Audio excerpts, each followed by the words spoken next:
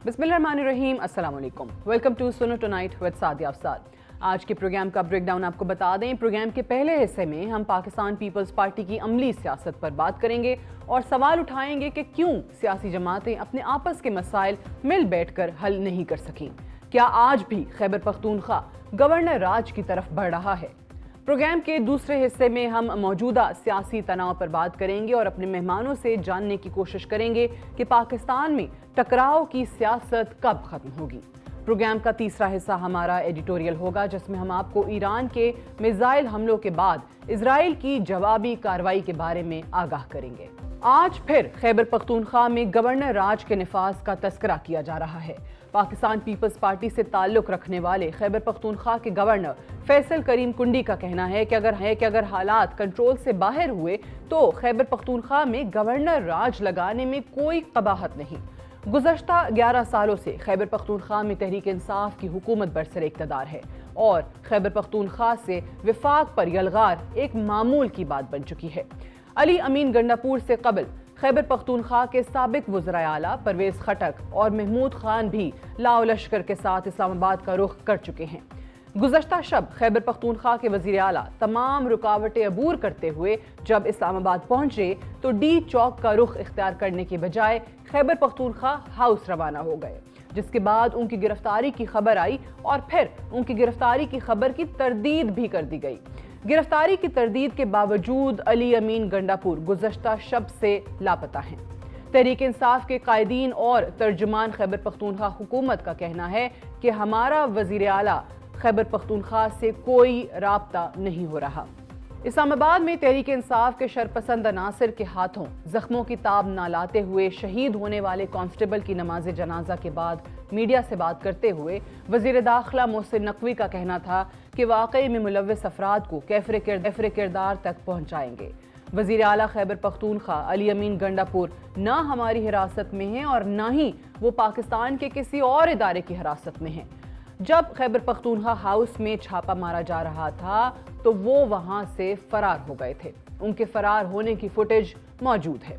पाकिस्तान की सियासत टकराव की तरफ बढ़ रही है। तहरीक इंसाफ के कायद की तरफ से एहतजाज की कॉल की वजह हुकूमत की तरफ से 26वीं आईनी तरमीम की मुमकिना मंजूरी है। पाकिस्तान तहरीक इंसाफ के बानी कायद के गुज़श्ता हफ्ते के बयानात को अगर देखा जाए तो उनकी तरफ से पार्टी कायदीन बिलखुसूस वज़ीर आला खैबर पख्तूनख्वा अली अमीन गंडापुर को टास्क दिया गया था कि आप इस्लामाबाद पर यलगार करें और हुकूमत को बेबस करें, जबकि हुकूमत की तरफ से कहा जा रहा था कि तहरीक इंसाफ की जोर जबरदस्ती चलने वाली नहीं। कब तक रियासत पाकिस्तान यलगार और हमलावर होने की सियासत का बोझ बर्दाश्त करती रहेगी? मिल बैठकर अहम उमूर हल तलब क्यों नहीं है? इसी सब पर बात करने के लिए हमारे साथ मौजूद हैं पाकिस्तान पीपल्स पार्टी के सीनियर रहनुमा और गवर्नर खैबर पख्तूनख्वा फैसल करीम कुंडी। कुंडी साहब, बहुत शुक्रिया प्रोग्राम के लिए आपने वक्त दिया। सबसे पहले तो बताइएगा, आज आपने भी वज़ीर आला खैबर पख्तूनख्वा के हवाले से बयान दिया और वज़ीर दाखिला भी दिखा रहे थे कि जी वो खुद ही KP के हाउस से चले गए, गो कि पाकिस्तान तहरीक इंसाफ कह रही है कि किसी और की तस्वीरें हैं। ये बताइए, ये मुअम्मा है क्या? ये वज़ीर आला खैबर पख्तूनख्वा अली अमीन गंडापुर साहब कहाँ चले गए, लापता कहाँ हुए? बिस्मिल्लाहिर्रहमानिर्रहीम। देखें, ये एक लंबी कहानी है कि अब आप ये शुरू करें इलेक्शन में कि इलेक्शन में अली अमीन गंडापुर साहब जब प्रपोज थे तो वो कहाँ पर थे, किस तरीके से उन्होंने मैनेज किया अपने आप को CM बनाने में और किस तरीके से वो जो है वो विकेट के दोनों तरफ खेलना चाहते हैं। आप देखें कि जब पिछली दफ़ा उन्होंने संजानी में एक जलसा किया और उसके बाद जब उनका सॉफ्टवेयर अपडेट हुआ तो इस्लामाबाद तक वो नहीं आ सके।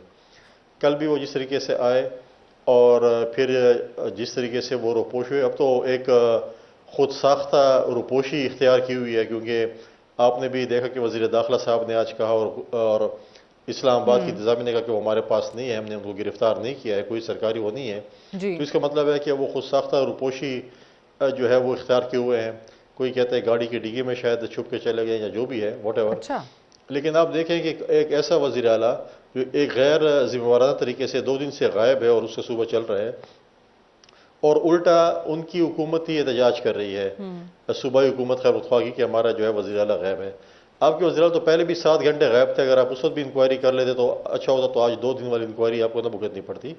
لہٰذا یہ ایک غیر ذمہ دارانہ رول تھا. اور جس طریقے سے آپ نے دیکھا کہ جو پشاور سے ایک جلوس لے کے آئے اور تھا ہی پشاور جلوس، باقی تو سارے لیڈران جو ہے وہ آپ کو پتہ ہے کہ اس وقت پی ٹی آئی کے جو ہمارے میجورٹی لیڈران ہیں وہ ورک فرام ہوم کر رہے ہیں. اچھا.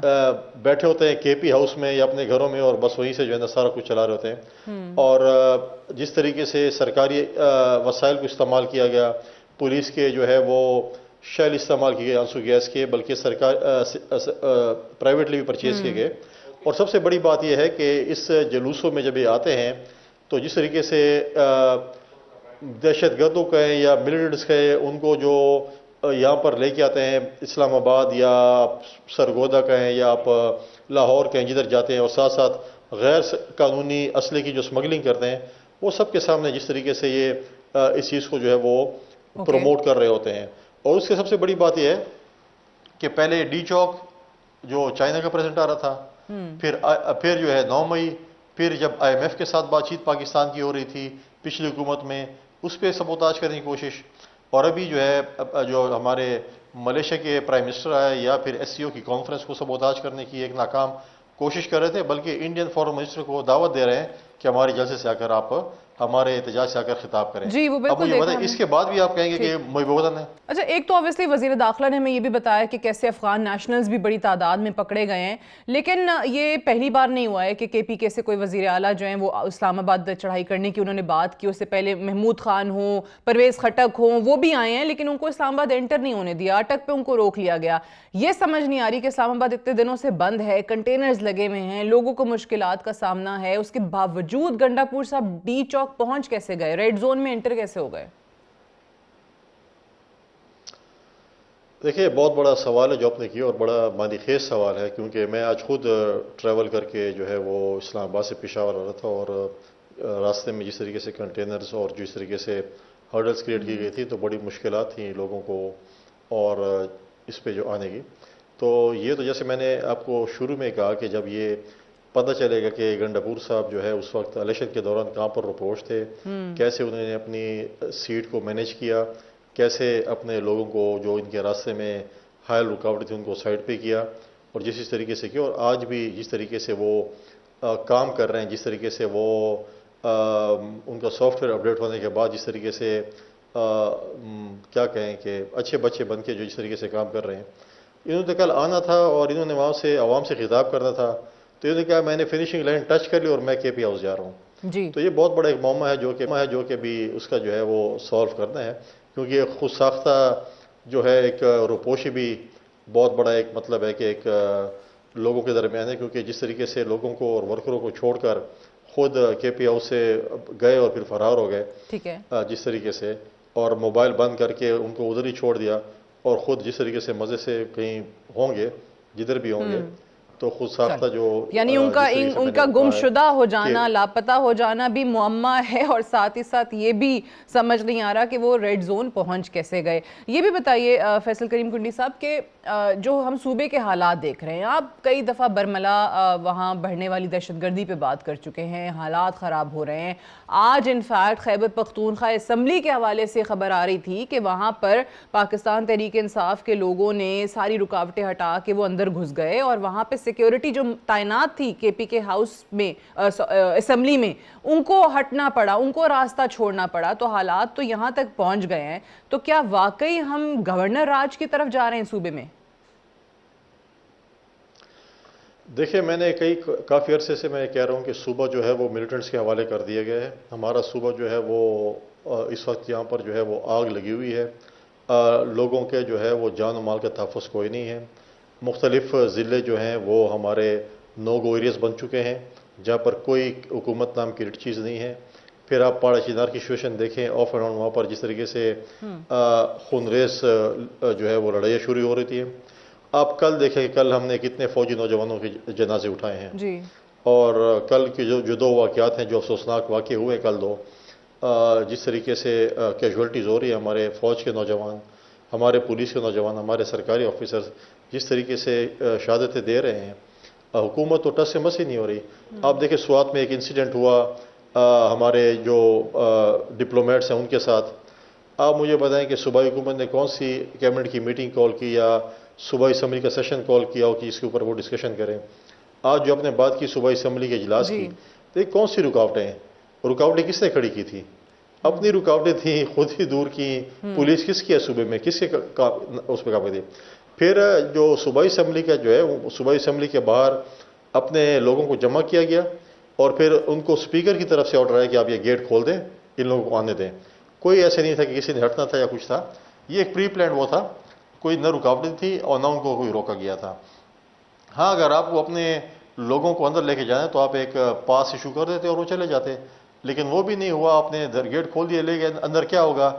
اب آپ کی صوبائی اسمبلی، آپ کی اسپیکر ہے، آپ کی حکومت ہے، تو آپ اندر جا کر کیا کریں گے؟ ناچ گانا کریں گے؟ آپ نے کیا کرنا ہے؟ آپ پہ دمال ڈالنا ہے. اب افسوسناک امر یہ ہے کہ صوبائی اسمبلی میں اسٹیٹ کے خلاف، پاک فوج کے خلاف، باقی اداروں کے خلاف ایک ایسے زہر آلود گفتگو ہو رہی ہوتی ہے اور ایسے الفاظ استعمال کیے جاتے ہیں جس کو ہمارے اسپیکر صاحب ایکسپینشن نہیں کرتے ہیں. اور اگر یہ روایت ایسی چلتی رہی ایکسپینشن نہ کرنے کی، پھر تو یہ دوسری اسمبلی میں بھی آ جائیں گی کہ ہم یہ بھی ایکسپینشن نہیں کرتے، اپنی مرضی والے ایکسپینشن کریں گے اور اپنی مرضی والے ایکسپینشن نہیں کریں گے. اگر آپ یہ روایت ڈال رہے ہیں تو پھر آپ یہ امید کریں گے کل کہ قومی اسمبلی میں بھی اور سندھ اسمبلی میں اور پنجاب اسمبلی میں بھی اور بلوچستان اسمبلی بھی اس قسم کی پھر آپ کے خلاف چیزیں ہوں گی. تو آپ کو لگتا ہے گورنر راج کی طرف راستہ کھل رہا ہے صوبے کے اندر؟ دیکھیں میں اس پہ ایسی ادوں اس لیے نہیں کر سکتا کہ یہ وفاقی حکومت کی جو ہے پروگیٹو ہے کہ وہ گورنر راج لگاتے ہیں. نہیں، آئین میں گورنر راج کی گنجائش ہے، ماضی میں گورنر راج لگے ہیں. یہ وفاقی حکومت نے فیصلہ کرنا ہے کہ وہ صوبے کے ساتھ کیا کرتے ہیں. لیکن انہیں جو بھی فیصلہ کرنا ہے وفاقی حکومت کو جلد کرنا پڑے گا، کیونکہ ہمارے صوبہ اس وقت جو ہے وہ آگ میں دھکیلا گیا ہے. ہمارے پاس یہاں پر ملیٹنٹس نے ٹیک اوور کیا ہوا ہے کچھ علاقوں کو. کچھ علاقے جو ہے جس طریقے سے حالات جا رہے ہیں، میں سمجھتا ہوں کہ خدا نخواستہ ایسے نہ ہو کہ یہ مرض جو ہے وہ لا علاج ہو جائے. پھر جو کچھ بھی آپ کریں پھر اس کا حل نہیں ہوگا. ٹھیک. اچھا کوٹھی صاحب، مولانا فضل الرحمان صاحب کو اگر ہم دیکھتے ہیں تو وہ ویسے ہی ہمیشہ سے بڑے جانے مانے جاتے ہیں اپنی سخت باتوں کی وجہ سے، تلخ بیانات دے دیتے ہیں. دوسری طرف گنڈا پور صاحب کو دیکھیں تو وہ بھی یلغار، حملہ، انقلاب، جلاؤ گھراؤ، ایک کے بدلے میں 10 گولیاں مار دوں گا، یہ باتیں کرتے ہیں. آپ جو ہیں وہ بڑے دھیمے لہجے میں بات کیا کرتے تھے، آج کل آپ کے بھی بڑے فائری سٹیٹمنٹس آ رہے ہیں. تینوں کا تعلق بھی ماشاءاللہ ڈی آئی خان سے ہے، تینوں ایک دوسرے کے خلاف الیکشن بھی لڑتے رہے ہیں. تو یہ آج کل ڈی آئی خان کی آب و ہوا میں کچھ چل رہا ہے؟ نہیں، میرے خیال میں اسلام آباد کی آب و ہوا میں کوئی فرق ہے، اس میں شاید اس کا اثر ہوا ہو. اچھا ایسی کوئی بات نہیں ہے. میں نہیں سمجھتا کہ مجھ میں اور مولانا صاحب نے کوئی ایسی کبھی گفتگو کی ہو جو بلو دی بیلٹ ہو. پولیٹیکل گفتگو کرتے رہتے ہیں ایک دوسرے پہ، ہم سیاسی الزامات بھی لگاتے رہتے ہیں. لیکن پی ٹی آئی کے ہمارے دوست جس طریقے سے گفتگو کرتے ہیں ان کا تو کوئی ثانی نہیں ہے. اور لیکن پھر آپ دیکھیں جس طریقے سے آپ ریسنٹلی دیکھ لیں مولانا صاحب کے خلاف جو گفتگو کرتے تھے، کیا کچھ نہیں کہتے تھے. آج وہ مولانا فضل الرحمان صاحب کے پاؤں میں پڑے ہیں، جس کو وہ مولانا کہنا جو ہے وہ توہین سمجھتے تھے. آج ان کے پیچھے نمازیں پڑھ رہے ہیں اور ان کے پاؤں میں پڑے ہیں اور وہ کہہ رہے ہیں آپ ہمارے سیاسی مسیح ہیں، ہمیں اس سے نجات دلائیں. اور مولانا فضل الرحمان نے کہہ دیا کہ میرے بھی حق پہ ڈاکہ ڈالا گیا اور خیبر پختونخوا کا الیکشن چرایا گیا ہے. تو حق تو یہ بنتا ہے کہ پی ٹی آئی کے جو لوگ وہاں پر روزانہ جاتے ہیں، پہلے مولانا فضل الرحمان کو جو مال غنیمت ان کو ملا ہے وہ واپس کر دیں. اچھا ٹھیک ہے. یہ بتائیے کہ مولانا فضل الرحمان، آپ نے صحیح کہا کہ یہ لوگ بات نہیں کرتے تھے، اب بات کر رہے ہیں. اوبیسلی پھر بلاول صاحب بھی کوشش کر رہے ہیں، وہ 26ویں آئینی ترمیم کو لے کے بھی ابھی تک مولانا راضی ہو نہیں رہے ہیں. لیکن یہ جو اب انتشار کی صورتحال اس وقت ملک میں نظر آ رہی ہے، اب جس کو بھی اس کا ذمہ دار آپ ٹھہرانا چاہیں، کہیں کوئی گنجائش ہے، کوئی ایسی صورت بنتی نظر آتی ہے جہاں پر آپ لوگ پاکستان تحریک انصاف کو انگیج کر سکیں؟ میں آپ اس لیے کہہ رہی ہوں پیپلز پارٹی کیونکہ مشہور ہے ہمیشہ ڈائلاگس کے ذریعے مسئلے سلجھانے میں، آپ ہمیشہ مذاکرات کی بات کرتے ہیں. تو آپ لوگوں کی طرف سے ایسا کوئی انیشیٹو لیا جا سکتا ہے؟ دیکھیں کیسے نہیں. پہلے بھی جب آپ دیکھیں کہ جب اپنے اتحاد کی تحریک کامیاب ہوئی تھی اور ہم حکومت میں تھے، تو اس وقت بھی ہم نے اتحادی جماعتوں کو راضی کیا تھا کہ آپ پی ٹی آئی کے ساتھ مذاکرات کریں. اور بڑا مشکل ہم نے راضی کیا تھا، ان کو اپنے ٹیبل پہ بٹھایا، پھر 9 مئی ہو گیا. آج آپ مجھے بتائیں کہ آج جو ملک دشمن ایجنڈے پہ ہو، جو انڈیا کے وزیر خارجہ کو دعوت دے رہا ہو کہ آئے ہمارے ورکروں سے آپ خطاب کریں، آپ یہ کریں، جو ایس سی او کی کانفرنس کو سبوتاج کرنے کی کوشش کر رہے ہوں، جو ملیشین پرائم منسٹر کے دورے کو سبوتاج کرنے کی کوشش کر رہے ہوں، جو ہمیشہ پاکستان میں جو بھی پازیٹیو چیز ہو اس کو ہمیشہ سبوتاج، وہ کہتے ہیں اگر ہم حکومت میں تو ٹھیک ہے، اگر ہم حکومت میں ہیں تو خدا نخواستہ پاکستان بھی نہ ہو، تو آپ ان لوگوں کے ساتھ کیسے ڈائلاگس کریں گے، کیسے انگیج کریں گے؟ ان میں مجھے بتائیں ڈائلاگس کرنے والا شخص کون ہے؟ جو ان کے پاس سنجیدہ لوگ ہیں جو ڈائلاگس کرنے والے ہیں ان کو تو اٹھا کے باہر پھینک دیتے ہیں۔ ان کو وہ لوگ چاہیے کہ جو گالم گلوچ کرتے ہوں، جو بلو دی بیلٹ بات کرتے ہوں، جو ڈائلاگز مارتے ہوں، جو مطلب ہے کہ غیر قانونی اسلحہ اسمگل کرتے ہوں، جو شہد کی بوتلوں کے ساتھ پکڑے جائیں، اس قسم کے لوگوں ان کو ابھی آپ کو ایسے بات چیت کی مذاکرات کی کوئی صورت نظر نہیں آ رہی۔ گورنر خیبر پختونخوا فیصل کریم کنڈی، بہت شکریہ ہم سے بات کرنے کے لیے۔ Well take a break here, stay tuned. Welcome back to Suno tonight with Sadia Afzal. آج پاکستان میں دنیا بھر کے اہم سربراہان کی آمد کا سلسلہ شروع ہو چکا ہے۔ سفارتی تنہائی کی باتیں ماضی کا قصہ بن چکی ہیں۔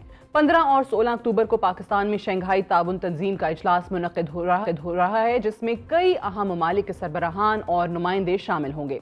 سفارتی اعتبار سے شنگھائی تعاون تنظیم کا انعقاد پاکستان کے لیے انتہائی اہم گردانا جاتا ہے، کیونکہ ممبر ممالک میں روس، چین، بھارت، ایران سمیت دیگر اہم ممالک شامل ہوتے ہیں۔ بھارتی وزیر خارجہ جے شنکر کی شرکت کے اعلان کے بعد پاکستان بھارت تعلقات کے اعتبار سے کانفرنس پہلے سے زیادہ اہم ہو چکی ہے۔ دوسری جانب اگر پاکستان کی معیشت کی بات کی جائے تو معیشت مثبت رخ اختیار کرتی ہوئی دکھائی دے رہی ہے۔ پاکستان IMF کے ساتھ معاہدے میں داخل ہو چکا ہے۔ مہنگائی کی شرح 38% سے کم ہو کر 6.93% تک پہنچ چکی ہے۔ شرح سود 22% سے کم ہو کر 17.50 تک پہنچ چکا ہے۔ اس میں کوئی شک نہیں ہے کہ یہ شرح سود ابھی بھی انتہائی زیادہ ہے، مگر گراوٹ معیشت کا مثبت رخ پیش کر رہا ہے۔ پاکستان کی برآمدات، لارج سکیل انڈسٹریل پروڈکشن، ترسیلات زر مبادلہ کے ذخائر اور فورن ڈائریکٹ انویسٹمنٹس سب مثبت رجحان دکھا رہی ہیں۔ بلومبرگ کے مطابق پاکستان اسٹاک ایکسچینج کو دنیا کی بہترین اسٹاک ایکسچینج قرار دیا جا رہا ہے۔ 5 IPPs بجلی خریداری کے معاہدے ختم کرنے کے لیے تیار ہیں۔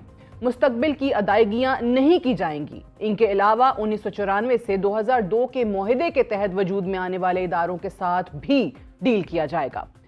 IMF کے پاکستان میں سربراہ نیتھن پورٹر پاکستان کی معاشی ریفارمز کی تعریف کر رہے ہیں۔ ان کا کہنا ہے کہ پاکستان کے تمام معاشی اشاریے مثبت نمبرز پیش کر رہے ہیں۔ پاکستان ایک مثبت سمت اختیار کر چکا ہے، لیکن ایسے میں آج پھر پاکستان انتشار کی طرف بڑھتا ہوا بھی دکھائی دیتا ہے۔ پھر سے پاکستان تحریک انصاف اپنے وزیر اعلیٰ خیبر پختونخوا علی امین گنڈاپور کی سربراہی میں اسلام آباد پر چڑھائی کر چکی ہے۔ ڈی چوک، جس کے بارے میں تصور کیا جا رہا تھا کہ اب یہاں احتجاج، پرتشدد واقعات اور پولیس کی شیلنگ نہیں ہوگی، مگر ایسا نہ ہو سکا۔ آج پھر سے ہم وہی مناظر دیکھ رہے ہیں۔ تحریک انصاف کے وزیر اعلیٰ 1 گولی کے مقابلے میں 10 گولیاں مارنے کی دھمکی دے رہے ہیں۔ وفاق پر چڑھائی کی بات ہو رہی ہے۔ صوبے کے وزیر اعلیٰ کی طرف سے کہا جاتا ہے کہ انقلاب کے بغیر کوئی حل ممکن نہیں۔ کیا حاکم وقت اور ایک صوبے کے وزیر کو ایسے بیانات زیب دیتے ہیں؟ لیکن بدقسمتی سے ایسے ہی بیانات کی بدولت بانی قائد کی طرف سے شاباشی بھی ملتی ہے۔ اسلام آباد پر چڑھائی کرنے والی ہی وہ سوچ تھی جس کی بدولت 9 مئی کا واقعہ ہوا، لیکن اس کے باوجود لگتا ایسے ہے کہ اس سے ہم نے ابھی تک کچھ نہیں سیکھا۔ اس سب پر بات کرنے کے لیے ہمارے ساتھ موجود ہیں سینئر تجزیہ کار اطہر کاظمی صاحب اور محسن بیگ صاحب۔ آپ دونوں کو خوش آمدید کہتے ہیں۔ آپ دونوں کا ہی تجزیہ موجودہ صورتحال پہ جانیں گے۔ ایک طرف کچھ اوبیسلی اطہر اچھی چیزیں اکانومی کو لے کر بھی سامنے آئی ہیں، یہ جو ہم سفارتی سطح پر دیکھ رہے ہیں یہ بھی بڑی مثبت تبدیلیاں ہیں، بٹ آپ کے اپنے اندر جو سیاست چل رہی ہے، جو ڈومیسٹک پالیٹکس ہو رہی ہے، جو سیاسی جماعتیں ایک دوسرے کے ساتھ بیٹھنے کو تیار نہیں ہیں، مار کٹائی تک بات جا چکی ہے، ایک دوسرے کے دست و گریباں ہونے کے ہم ہر وقت در پہ رہتے ہیں، یہ چیزیں کیسے صحیح ہوں گی؟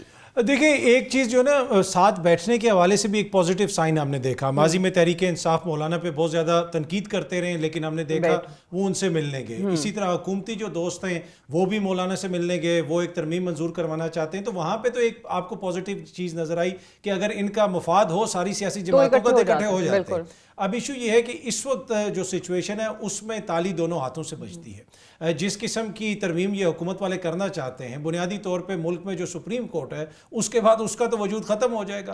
مطلب جیسے ایک درجہ اول کے مجسٹریٹ کی عدالت ہوتی ہے اس کو بھی ایسے نہیں چلایا جاتا جس طرح ابھی سپریم کورٹ کو چلانا ہے، کہ یہ کوشش کر رہے ہیں کہ نیا آرڈیننس آ گیا، اب سپریم کورٹ یہ کرے گی، اب وہ کرے گی، ہائی کورٹس کے جج صاحبان کی ہم ٹرانسفر کر دیں گے۔ تمام تقریباً بار کونسلز کی جانب سے آپ دیکھیں تو وہ سارے اس کے اوپر اب اعتراض کر کر رہے ہیں کہ اس قسم کی ترمیم نہیں ہونی چاہیے. تو ان کو دیکھنے کی ضرورت ہے کہ کون سے ایسے معاملات ہیں جہاں پہ کنسنسس بلٹ ہو سکتا ہے, ایک دوسرے کے ساتھ بیٹھ کے بات کریں. 18ویں ترمیم میں بھی تو ٹائم لگا تھا, اس میں اتنے کون سی جلدی. اور دوسرا اگر باہر 25 اکتوبر ہے نا, ایگزیکٹلی وہی نا, تو اگر باہر سے لوگ آ رہے ہیں, ایس سی او سمٹ ہے, ترمیم کو آگے لے جائیں, احتجاج کرنے والے احتجاج کو آگے لے جائیں, اس کے بعد جو داخلی ہمارے معاملات ہیں ہم وہ بعد میں طے کر لیں گے. یہ بڑی امپورٹنٹ میٹنگ ہے, جو لوگ آ رہے ہیں اس موقع کے اوپر یہ سب کچھ نہیں ہونا چاہیے. نہیں ہونا چاہیے. محسن بیگ صاحب, آپ کا اس پہ کیا تجزیہ ہے؟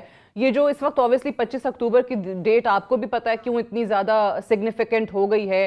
حکومت کو لگتا ہے کہ اگر یہ والے چیف جسٹس چلے گئے تو ان کا سروائیول نہیں ہے. پی ٹی آئی کو لگتا ہے کہ اگر یہ نہ گئے تو پھر ان کی بقا خطرے میں پڑ جائے گی. سو یہی ساری چیز ہے, یہی واحد بون آف کنٹینشن اس وقت بنی ہوئی ہے, یا کوئی اور معاملہ بھی ہے؟ بہت شکریہ سعدیہ. میرا بھی ایک کوشچن ہے آپ سب سے, جو آئینی ترمیم کے اوپر بیانات دیتے ہیں, کسی نے آئینی ترمیم دیکھی ہے جو یہ لانا چاہتے ہیں؟ جو حکومت ایگزیکٹلی جو مسودہ سامنے آیا اس پہ بات ہو رہی ہے. بیگ صاحب مسودہ دیکھا ہے, باقی تو حکومتی وزراء خود کہتے ہیں ہم نے بھی نہیں دیکھی, پتہ نہیں کہاں سے آ رہی ہے. مسودہ دیکھا ہے سر. اس پہ میں آپ کے لیے کلیئر کر دیتا ہوں. اس میں جو خدشات پی ٹی آئی کے یا عام لوگوں کے یا اپوزیشن کے ہیں وہ نہیں ہے, وہ ترمیم وہ نہیں ہے جو مسودہ کسی کو دکھایا گیا ہے. مسودہ کسی اور نے بنایا, اس میں حکومت بیچاری شامل ہی نہیں ہے. اور رہ گئی بات عدلیہ کی, وہ صرف آپ سمجھ لیجئے کہ صرف اس کا 1% ہے اس آئینی ترمیم کا, جس کے اوپر اتنا آپ لوگوں نے شور ڈالا ہوا ہے. آئینی کورٹس کی وہ ترمیم بالکل ڈیفرنٹ ہے, وہ اسی لیے دکھائی نہیں گئی, اور وہ بنائی بھی ڈیفرنٹلی طریقے سے کسی عمل نہیں کیا گیا. اس کو تو چھوڑ دیتے ہیں. اب آ جاتے ہیں کہ آپ نے جو ایس سی او کی بات کی. یس, اٹ از ویری امپورٹنٹ. جو ورلڈ وائڈ پالیٹکس چل رہی ہے اس وقت, وہ پوری دنیا کا نقشہ بدل رہا ہے. اس میں جو یہ بلاک ہے شنگھائی تعاون تنظیم کا, اس میں رشیا بہت زیادہ پارٹ پلے کر رہا ہے. مطلب یہ بھی تھا کہ پوٹن صاحب شاید پاکستان اس ایس سی او کے لیے آئے. تو حالات ہم نے جو پی ٹی آئی نے بنائے, اس کا بھی انٹرنیشنل پس منظر ہے, کیونکہ یہ نہیں چاہیں گے کہ کبھی یہ بلاک بنے, کیونکہ نیو کون امریکہ and P T I they will not like کہ آپ یہ جو بلاک نیا بن رہا ہے Russia, China, Iran, Pakistan and all these countries, کیونکہ سروائیول سب کا اسی بلاک میں ہے, اس ریجن میں. اگر آپ نے رہنا ہے تو اسی بلاک میں رہنا ہے, جو کہ امریکنز کو اور باقیوں کو پسند نہیں ہے. اب آ جاتے ہیں پی ٹی آئی نے کیا کیا. سو آپ کو نہیں لگتا کہ آئینی ترمیم کی وجہ سے یہ سب کچھ احتجاج ہو رہا ہے؟ آپ کو لگتا ہے یہ ایس سی او کو رکوانے کے لیے اور باقی چیزیں جو ہو رہی ہیں پاکستان کے لیے, اس کو رکوانے کے لیے ہو رہا ہے؟ جب آئینی ترمیم پاس ہوگی نا سادیہ, پھر پروگرام کر لیں گے. میں اس سے پہلے کہنا کچھ نہیں چاہتا. بنایا کس نے ہے اور اس میں ہے یہ جو کمپوننٹ ہے نا عدلیہ والا, بلیو کیجئے جب آئے گی آپ کے, یہ 1% ہے, اس سے فرق نہیں پڑنا. اصل میں جو آئینی ترمیم میں چیزیں ہیں وہ ہیں, جب آپ آئیں گی تو آپ کے ہوش اڑ جائیں گے. وہ کو چھوڑ دیجئے. اور یہ آئینی ترمیم پاس کروانا یہ گورنمنٹ کے لیے, گورنمنٹ کیا ہے آپ کو پتہ ہے, ابھی بھی جو فیصلے ہوئے وہ گورنمنٹ نے کیے ہیں. یہ جو مس ہینڈل ہوا سارا ایپیسوڈ, آپ نے پی ٹی آئی کا 3 دن موبائل بند, راستے بند, پورا ہاسٹیج کر دیا 2 شہروں کو. پورا پاکستان تماشا دیکھ رہا تھا. پی ٹی آئی نے جو چڑھاوا کیا, مجھے آپ بتائیے, جے شنکر کو کہہ رہے ہیں ہمارے احتجاج میں شامل ہو. آپ بتائیں کہ دہلی میں 28 چیف منسٹر ہیں انڈیا میں, 28 ریاست اور پروونس ہیں. کسی نے آج تک دہلی پہ چڑھائی کی کسی چیف منسٹر نے؟ اچھا ویسے وہ تو آئی تھنک بیرسٹر سیف کا بیان بہت ہی سٹوپڈ بیان تھا. وہ تو خود پی ٹی آئی کے لوگ بھی اب کہہ رہے ہیں کہ جی ان کو ایسی بات ہی نہیں کرنی چاہیے تھی. لیکن مجھے آپ بتائیے کہ ایک پروونس فیڈرل پہ چڑھائی کر سکتا ہے؟ اس کی ریزن کچھ بھی ہو, میں اس ریزن میں جانا ہی نہیں چاہتا. مقصد یہ ہے کہ اس کے پیچھے انٹرنیشنل ایجنڈا ہے. پاکستان اس وقت جس حالات میں ہے, اور یہ جو انٹرنیشنل پولیٹکس ہیں, ہماری نیوکلیئر پاور جو ہے وہ ہمارے گلے پڑی ہوئی ہے, اور انٹرنیشنل چیزیں جو ہیں وہ ہمارے اگینسٹ جا رہی ہیں. اور اس کا پارٹ جو ہے وہ پاکستان میں پولیٹیشین بھی ہیں, بیوروکریٹس بھی ہیں, اور خدا جانے اور کون کون ہے, نام لیتے ہوئے بھی ان حالات میں عجیب سا لگتا ہے مجھے. تو مقصد یہ ہے کہ چیزیں ٹھیک نہیں ہیں. جو ڈیسیژن میکنگ میں انوالو تھے انہوں نے مس ہینڈل کیا. یہ اگر آپ نے دیکھیں گنڈا پور صاحب تشریف لے آئے, آپ نے روڈز بلاک کر دی, آپ نے موٹر وے اکھاڑ دی, آپ نے 4 دن موبائل بند رکھے تو اس کو آنے دیتے یار. اگر آپ کے بس میں نہیں ہے تو یہ سیٹیں چھوڑ دیں, یہ والی چیزیں کرنے کی ضرورت ہے. آپ ہینڈل نہیں کر سکتے. ٹھیک ہے, مس ہینڈل کیا گیا اس کو. اور آپ جو کہہ رہے ہیں, اب وہ گنڈا پور صاحب اوبیسلی خود ہی اب وہ حکومت بتا رہی ہے کہ جی غائب ہو گئے, ان کی فوٹیج دکھا رہے ہیں, ان کی تصاویر دکھا رہے ہیں کہ جی انٹر کب ہوئے کے پی ہاؤس میں اور نکل کے بھی چلے گئے. اچھا ویسے ان کے بارے میں بھی اطہر کاظمی صاحب بھی بتائیے کہ بڑے لوگ کہتے ہیں کہ وکٹ کے دونوں طرف کھیل رہے ہیں شاید. اس وقت تو پورے ملک کی ایک ہی وکٹ ہے, سارے اسی وکٹ میں کھیلتے ہیں, تو وہ تو ایشو نہیں ہے. وہ جو تصویریں انہوں نے شیئر کی ہیں, مطلب وہ جو تصویر کی ہے وہ کسی اور بندے کی تصویر ہے, جو اس نے شوز پہنے ہوئے وہ بندہ کوئی اور ہے, وہ نہیں ہے, وہ کوئی اور نہیں ہے, جو نکلتے ہوئے وہ کوئی اور ہے. وہ نہیں کہ کوئی جو ہے صوبائی کابینہ کے وزیر ہیں, ان کی پوری فوٹیجز وغیرہ بھی ساری وائرل ہوئی ہوئی ہیں. ایشو یہ ہے کہ دیکھیں جو ابھی بیگ صاحب نے بھی فرمایا نا کہ جو ترمیم آ رہی ہے کسی کو نہیں پتا, اسی کے اوپر تو ہم رو رہے ہیں اور چیخ رہے ہیں کہ کیوں نہیں کسی کو پتا. بھائی یہ پارلیمنٹ بیٹھی ہے جس میں بلاول صبح سے شام تک زبردستی ہمارے تھروٹ کے نیچے ہمیں شو کرتا ہے ڈیموکریسی, ہمیں کہتا ہے پیو یہ جمہوریت. ہمیں بڑے بڑے لوگ ادھر پارلیمنٹ میں کھڑے ہو کے جناب تقریریں کرتے ہیں جس بھی جماعت سے ان کا تعلق ہے, اور کسی کو پتہ ہی نہیں ہے کہ ترمیم کون سی آ رہی. تو یہی تو رونا ہے لوگوں کا کہ بھائی اگر ایک ترمیم جو پاکستان کے عوام کے حق میں آ رہی ہے, حکومتی وزراء کو بھی نہیں پتا, ٹھیک ہے, اگر حق میں آ رہی ہے تو وہ ترمیم آپ پبلک کریں, اس پہ ڈسکشن کروائیں, عوام ان پہ پریشر ڈالے گی. ہوتے کون ہیں, پی ٹی آئی والے یا نون لیگ والے یا کوئی اور اس کو بلاک کرنے والے. عوام کہے گی یہ ہمارے حق میں ہے یار, اس کو آپ اس پہ ووٹ ڈالیں. تو ایشو یہ ہے کہ اتنا سیکریٹو, یہ خدا نہ خواستہ کون سا جوہری فارمولہ ہے یا ترمیم ہے, تو یہ یا تو بتا دیں کہ پھر ڈیموکریسی شاخصی یہ ساری چیزیں جن کو پتہ ہے وہ آپ کے سامنے بیٹھے ہیں, وہ کہتے ہیں میں ابھی بتاؤں گا نہیں, ہوش اڑ جائیں گے. وہ ابھی ہوش اڑانا نہیں چاہتے. بیگ صاحب صحافی وہ ایک خبر آپ کو دے رہے ہیں, ٹھیک ہے کہ نہیں, وہ تو آپ کو خبر دے رہے ہیں. یہ تو حکومت والوں سے ہمارا کوسچن ہے نا, وہ کیوں نہیں بتا رہے, وہ ہمیں حکومت والے جو صبح سے شام تک ہمیں اس چیز کو اون کر رہے ہیں. تمام حکومتی دوست کہتے ہیں جناب ہم یہ لے کے آ رہے ہیں, ہمارا یہ ہے, تو بھائی پھر ہمیں بتا دو, اپنے نمائندوں کو بتا دو, وزراء کو بتا دو, پارلیمنٹ کو بتا دو, آپ بتائیں کہ اس میں کیا ہے, تو کون سا اس میں ایسی چیز ہے. اور دوسرا نمبر پورا کرنا تو مسئلہ ہے نہیں. وہ آپ کو یاد ہوگا پاکستان تحریک انصاف کے نمبر کم تھے لیکن چیئرمن سینٹ بن گئے تھے نا صادق سنجرانی صاحب, 14 ووٹ ادھر ادھر ہو گئے تھے. پیپلز پارٹی اور پی ایم ایل این والے پریشان تھے. میں آپ کو ایک بات بتا دوں, وہ ایک محاورہ ہے نا کہ ہن وہ خوراکاں نہیں رہیاں, ہن وہ گلم ہی نہیں رہیاں. اب وہ نمبر جو ہے نا اب بڑا مسئلہ بنا ہوا ہے. کل ہی میری ایک کابینہ کے وفاقی کابینہ کے ایک انتہائی معزز دوست سے بات ہو رہی تھی, انہوں نے کہا کہ ہمارے نمبر سلپ ہونا شروع ہو گئے اور اسی وجہ سے ہماری خواہش ہے کہ یہ جلد سے جلد ہو. اور جو یہ خبر آ رہی ہے کہ قاضی فائز عیسیٰ صاحب کا نام اب نہیں ہے اور وہ اس آئینی عدالت میں نہیں جانا چاہتے, انہوں نے کہا کہ کوئی ایسا انکار نہیں ہوا ابھی تک, وہی نمبر 1 کینڈیڈیٹ ہیں. اگر انکار ہوگا تو سپریم کورٹ کی جانب سے اعلامیہ آئے گا یا کوئی ان کے پریس ریلیز آئے گی. ابھی تک جو بھی حکومت کے ذہن میں ہے اس میں قاضی فائز عیسیٰ صاحب اس پکچر کے اندر موجود ہیں. آگے 25 تاریخ کو کیا ہوتا ہے ادر وہ مجھے نہیں پتا, پر ابھی تک قاضی فائز عیسیٰ صاحب کی جانب سے کوئی باقاعدہ لکھ کے کوئی ایسی چیز نہیں کہی گئی کہ جناب میں یہ عہدہ نہیں لوں گا, اور نہ ہی حکومت نے اس پہ مائنڈ بنایا کہ قاضی فائز عیسیٰ صاحب نہیں ہوں گے. تو تمام تر جو بھی مشاورت ہے اس میں ان کا نام ہر جگہ پہ موجود ہے. ٹھیک ہے, اچھا یہ جو ابھی 63A پہ بیگ صاحب اس پہ ذرا کامنٹ کیجئے گا نمبر گیم پہ. اوبیسلی وہ جو فیصلہ اب سپریم کورٹ کا آیا ہے یا اپنا ہی فیصلہ واپس لے لیا یا اس کو کریکٹ کر دیا, جو بھی آپ اس کو کہنا چاہیں, اب آپ کو لگتا ہے کہ ٹھیک ہے خرید و فروخت کا سلسلہ تو شروع ہوگا لیکن اس وقت جو ہے بکنے والا سوچے گا ضرور کہ بھائی میری آگے کی پالیٹکس اب ختم ہو جائے گی, کیونکہ سیکرٹ بیلٹ نہیں اوپن بیلٹ ہونا. سادیہ میرے خیال میں حکومت ہو سکتا ہے اس ترمیم کو ایزیلی پاس کروا لے, کیونکہ اس کے پیچھے جو فورسز ہیں دے ول مینیج, ہمیشہ سے ہوا ہے, انہوں نے مینیج کیا ہے. جب عمران خان صاحب بھی تھے, جتنی امینڈمنٹس اور بل جو کروشل تھے پاس ہوئے دونوں ہاؤسز سے, اس کے پیچھے بھی وہی فورسز تھیں, آج بھی وہی ہیں اور پاس بھی ہو جائے. یہ میں آپ کو بالکل وثوق سے کہہ رہا ہوں. صرف ٹائمنگ یہ ہے کہ ایس سی او کی کانفرنس سے پہلے کروایا جائے یا بعد میں کروایا جائے. تو میرے خیال میں اگر یہ ٹیوزڈے کو اناؤنسمنٹ ہوگی یا پارلیمنٹ کال کر لیا گیا تو سمجھ جائیے گا کہ وہ کنسنسس اور نمبر پورے ہیں. جہاں تک ہارس ٹریڈنگ یا پیسوں کی بات ہے وہ نہیں ہے. اس وقت پیسے دینا یا لینا والا کام نہیں ہوگا. اس وقت اصولی سیاست ہوگی جو اصولوں پر مبنی ہوتی ہے. آپ کو تو پتہ ہی ہے ہمارے ہاں اصول اور جمہوریت بڑی لازم ملزوم ہے.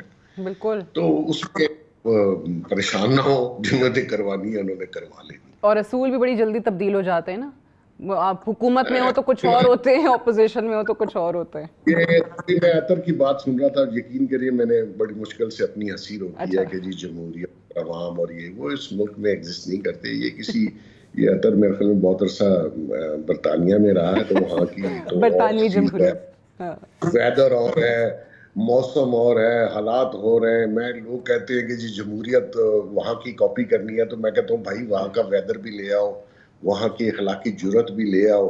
اس ملک میں نہ جمہوریت ہے نہ کوئی اصول ہے. ٹھیک ہے نام دیا ہوا جمہوریت کا, جب جس کو سوٹ کرتی ہے. اب پتہ نہیں یہ جمہوریت نام کسی فلم سٹار کا ہے, آئی ڈونٹ نو. یہ جمہوریت نہیں ہے جو ہمارے ہاں رائج ہے, نہ ہو سکتی ہے. وہ کوئی بھی لیڈر ہو, وہ جب اپنے اقتدار پہ بیٹھتا ہے تو وہ یہ ساری چیزیں بھول جاتا ہے. اس کو جمہوریت اپوزیشن میں یاد آتی ہے, اصول اپوزیشن میں یاد آتے ہیں. ایسا ہی ہے. بات تلخ ہے لیکن حقیقت یہی ہے unfortunately. چلیں, I have to wind up here. Mohsin Baig صاحب, عطر کاظمی صاحب, thank you very much for joining us. We'll take a break here. Stay tuned.